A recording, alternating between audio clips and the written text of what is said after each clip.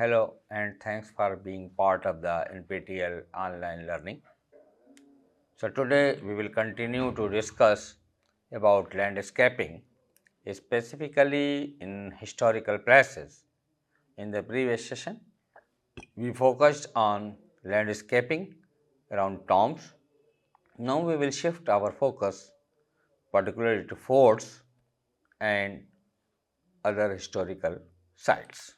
Beginning with the fort's landscaping, we must know some basic about fort. So, a fort is a military stronghold or fortified building which is designed to serve as a defensive structure during times of conflict. They are typically constructed with features such as walls, bastions, and defensive position to withstand assaults. You may not be familiar with the word bastion, so it is protruding structures or projections from the main walls of a fort or fortress, usually built at the corner of the walls in forts. Forts often played a crucial role in military strategies where they provide a secure base for troops, storing supplies, and serve as a point of control over a particular region. Today, many forts are preserved as historical sites, offering insight into the military architecture and strategies of the past. This is enough to know about fort. Let's move on the main topic. So, in this slide we will discuss about the landscaping of historical forts, which involves the careful planning, design and maintenance of the outdoor spaces surrounding these forts with a focus on preserving and enhancing their historical significance. Landscaping of a historical forts is a holistic approach that combines historical research, conservation efforts, and creative design to create an outdoor environment. Moreover, the goal is to create an environment that complements the architectural and historical features of the fort while providing an educational and enjoyable experience for visitors. One example is the Amber Fort. It is situated in the Jaipur as it is seen in the image. This fort is known for its impressive architecture, including the ornate Sheesh Mahal, that is the mirror palace, and the intricate design of the Ganesh Paul. So, the fort is situated on a hill and offers panoramic views of the surrounding landscape. The gardens and courtyards within the fort complex are well designed and contribute to the overall aesthetic appeal.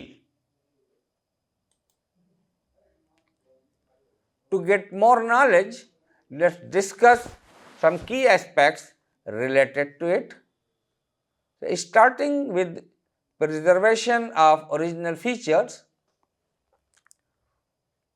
When we are landscaping around a fort, it's really important to keep the old stuff like walls, gates and bastions in good shape.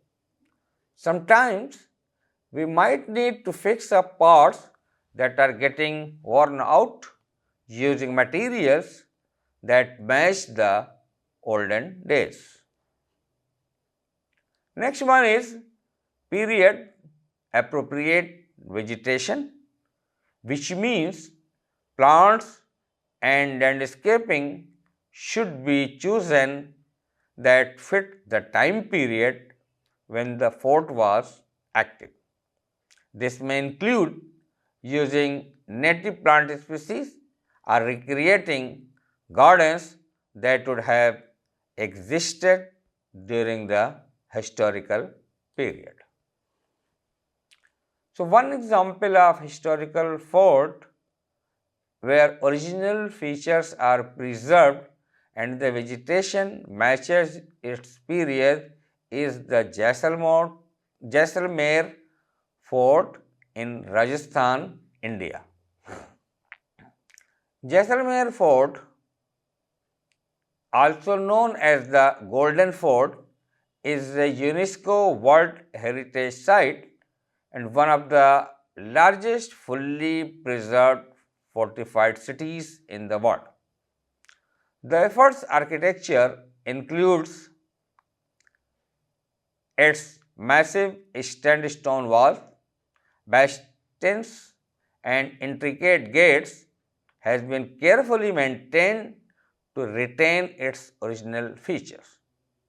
Moreover, the landscaping around the fort incorporates native vegetation and plants that would have been present during the historical period, enhancing the overall authenticity of the site.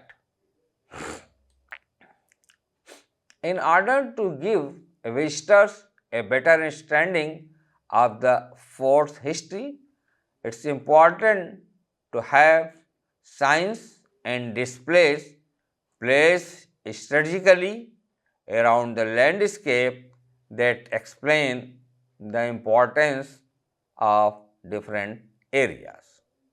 These informative signs not only educate about the fort's importance but also details the functions of various parts of the fortification.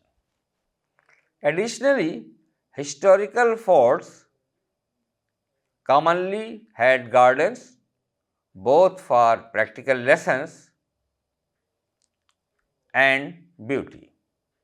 During landscaping, efforts may include recreating these gardens based on historical records and design that adds an authentic touch to the fort's environment. Let's clear our standing with another example where landscaping includes interpretive signage and recreated historical gardens is Fort Ticonderoga in New York, USA. Fort Ticonderoga is a well-preserved 18th century fort known for its strategic importance during the French and Indian War and the American Revolution. This fort features interpretive signage throughout the site, providing visitors with historical context and information about the fort's significance in various periods. Moreover, the gardens at Fort Ticonderoga have been meticulously recreated based on historical sources, offering visitors a glimpse into the horticultural practices of the 18th century. Next aspect is integration with exhibits and interpretive center. Forts are integrated with indoor exhibits and interpretive centers to create a cohesive educational experience. Outdoor spaces are designed to lead visitors through a chronological journey to enhance understanding of the fort's history. Another aspect is accessibility and safety. Landscaping should also ensure that the site is accessible and safe for visitor. It involves the incorporation of pathways, ramps and other amenities without promising the historical integrity of the fort. Here comes another example to clear our understanding of a historical fort where landscaping includes exhibits and interpretive centers with a focus on accessibility and safety. It is Fort McHenry in Baltimore, Maryland, USA. Fort McHenry has modern visitor centers and exhibits that provide historical context and details about the fort's role during the War of 1812, particularly during the Battle of Baltimore. These centers often incorporate multimedia presentations and artifacts. Moreover, the site is designed to be safe and easily navigable, which allows a diverse range of visitors to explore the fort and its surrounding comfortably. The next aspect is the conservation of archaeological sites. So, forts often have archaeological sites within their grounds, and landscaping efforts should take into account the conservation of these sites, but disturbances should be avoided that could impact historical artifacts and features. The last one is basically the period. So, appropriate furnishing, that means. So, the inclusion of period appropriate furnishing such as benches, lighting and interpretive installation can contribute to the immersive experience and help visitors to see the fort as it would have appeared in its historical context. In this slide, we just saw that in India, an example of a historical fort that has covered archaeological sites and incorporates period appropriate furnishing in its landscaping is the Mehrangarh Fort, which is located in the Jodhpur, Rajasthan. It is one of the largest forts in India, which has undertaken efforts to preserve its archaeological sites, including structures, artifacts, and historical features.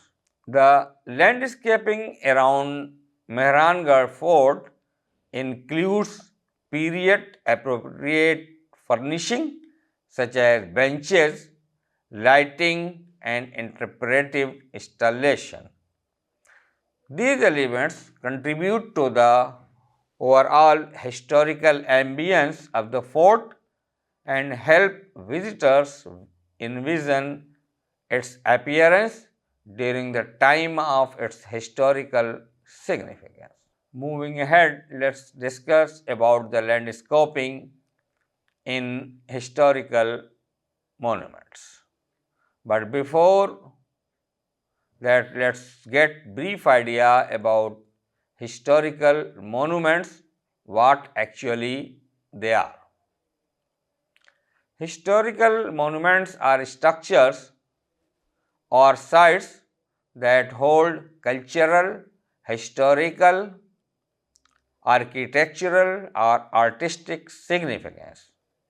These monuments are typically associated with important events, figures or periods in history and are preserved for their cultural and educational value. They can take various forms, including building, statues, archaeological sites, and other structures. There are numerous historical monuments around the world, each with its own unique cultural and historical significance. Here are a few examples. The Taj Mahal in Agra, India, the Colosseum in Italy, the Great Wall of China in China, Machu Picchu in Peru, the Acropolis in Greece, the pyramids of Giza in Egypt, Stonehenge in United Kingdom, Angkor Wat in Cambodia, Chichen Itza in Mexico, the Eiffel Tower in France. These monuments represent just a small fraction of the rich cultural and historical heritage found across the globe. Each has its own unique story, architectural style, and significance in the context of human history. Here are some key aspects of landscaping for historical monuments. First one is the preservation. The landscaping should prioritize the preservation of the historical monuments and its surroundings. This involves careful consideration of the plant selection, hardscape materials, and irrigation system to prevent damage to the structure and its foundation. The second one is the aesthetic enhancement. Landscaping aims to enhance the visual appeal of historical monuments. This may involve the use of plants, trees, flowers, and other elements that are historically accurate or representative of the region and time period in which the monument was built. Moving on to the next slide. The third one is accessibility.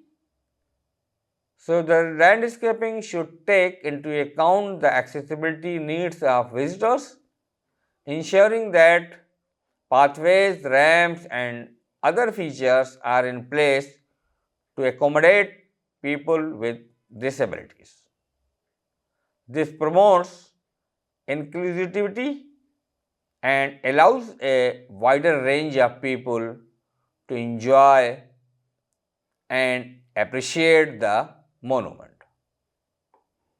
The fourth one is the historical accuracy.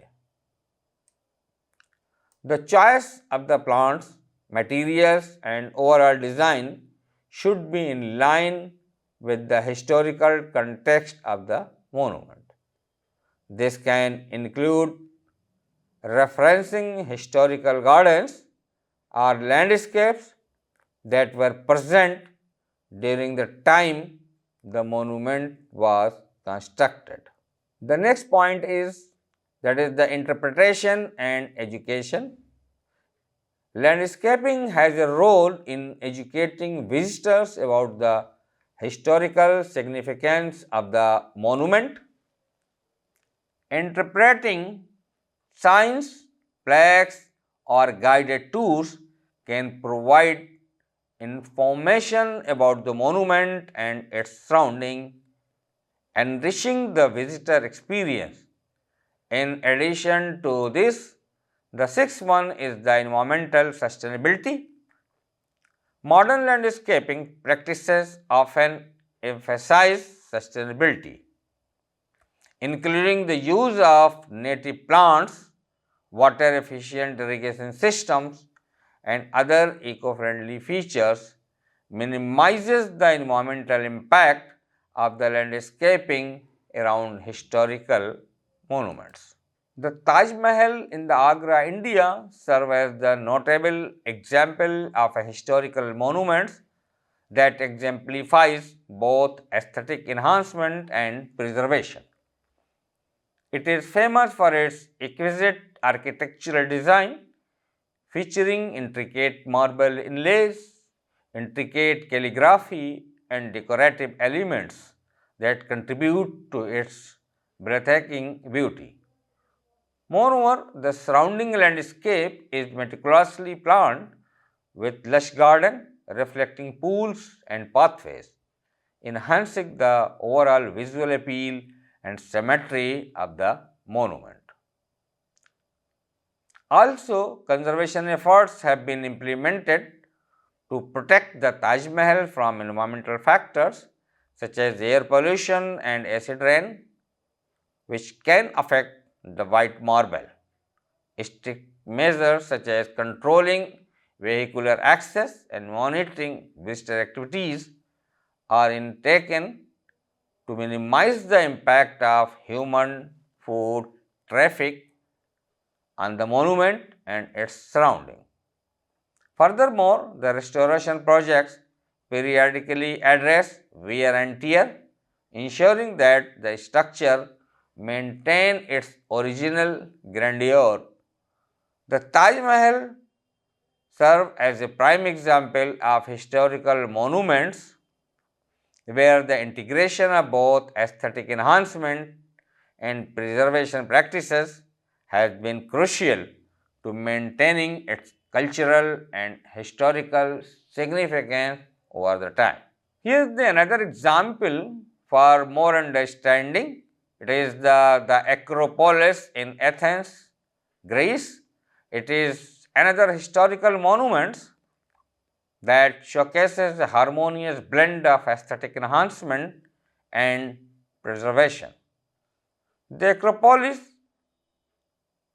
features iconic structures like the Parthenon, which is celebrated for its classical architecture and Doric columns, contributing to the overall beauty. The use of marble, intricate friezes, and carefully planned proportion reflects the ancient Greeks' commitment to creating visually stunning and harmonious structures. Additionally, conservation efforts have been employed to protect the marble elements of the Acropolis from weathering, pollution, and natural decay. Restoration projects such as the ongoing Acropolis restoration project initiated in the 1970 aimed to repair damage caused by previous restorations, environmental factors, and human activity. Moreover, visitor management strategies help the control foot traffic and reduce the impact of tourism on the delicate archaeological site. The Acropolis stands as a testament to the successful integration of aesthetic enhancement and preservation measures, allowing current and future generations to appreciate its historical and architectural significance. Finally, the last example is the Palace Museum or a forbidden city in China.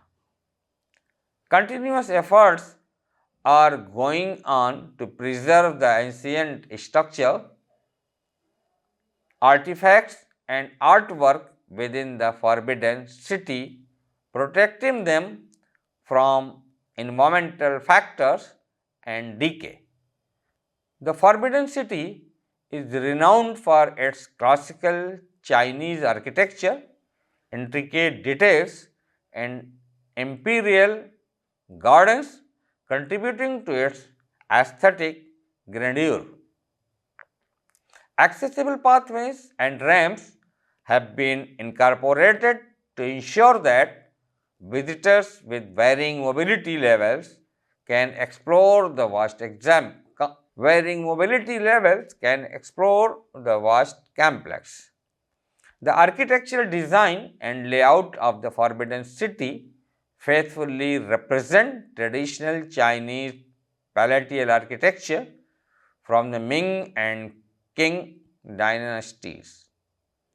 Informational displays, guided tours, and educational programs help visitors understand the historical significance, cultural context, and the lives of Chinese emperors who resided in the Forbidden City.